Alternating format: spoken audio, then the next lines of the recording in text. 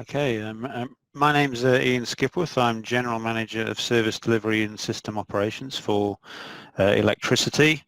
My teams operate, maintain and build the network. And welcome to my home office.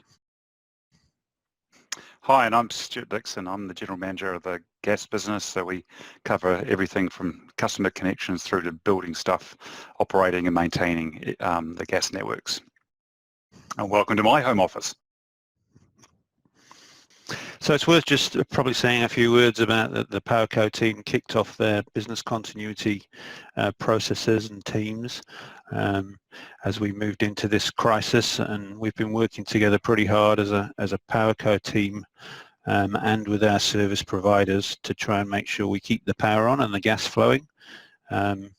Overall, I think we've done a reasonable job with the business continuity effort across both electricity and gas. Any thoughts on that, Stuart? Yeah, that's right, Ian. And you know, as people know, electricity and gas supply are essential services. So we're committed to keep the electricity and gas flowing in a safe way and with as much reliability. Yeah, I mean, we've been thinking quite hard about which work we need to do and which work we don't need to do, and that's an ongoing process for us. In electricity, we have over 600 projects at any one time, so we're working through those to see which ones of those we really have to do now and which ones we really have to do to make sure that the power is still reliable through the winter months.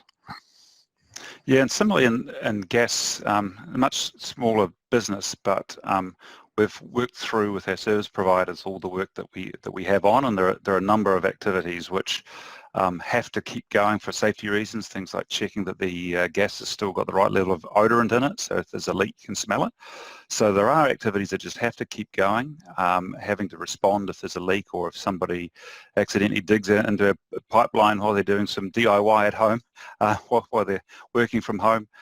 So we've got to carry on doing all those things. At the same time, there are a number of projects that have been deferred and things like new gas connections that can wait, are having to wait, but there are areas where we have to keep going. If people can't get hot water or heating for their house because there's an issue with their supply, or they need to get the new supply in, we're working to deliver those services. I think the other thing probably to say, Stuart, is a special thank you to our service providers. So through all of this uncertainty, they've still been going out and responding to faults and making urgent repairs and dealing with members of the public. And as we've been sort of developing procedures and way of working, that they haven't flinched. They've still very committed to keeping the power on. So I'd like to say a particular thank you to the service providers and specifically Dana as well. I think they've done a fantastic job so far. Yeah, that's right, and it's been really quite impressive to see how they've managed to work through the issues and how they can organise themselves to minimise the risk to themselves and also to the public as they go about that work. It's been really impressive to see how quickly they've been able to come up with plans to deal with all of that.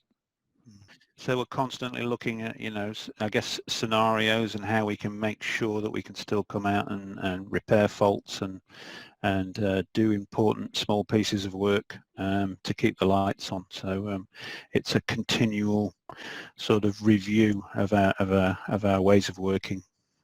And I guess one thing that's important is that when people see our service providers working out in the streets, that they understand that they are there doing that work because they need to keep you safe and your supply going, or gas or electricity supply going. They're concerned about working in these times of the lockdown. So just give them a bit of love, show them that you're there supporting them as well. Keep your distance. Understand that it's probably going to take them a little bit longer because they're having to work in a way that keeps themselves safe and keeps the public away. But they're doing it for the right reasons.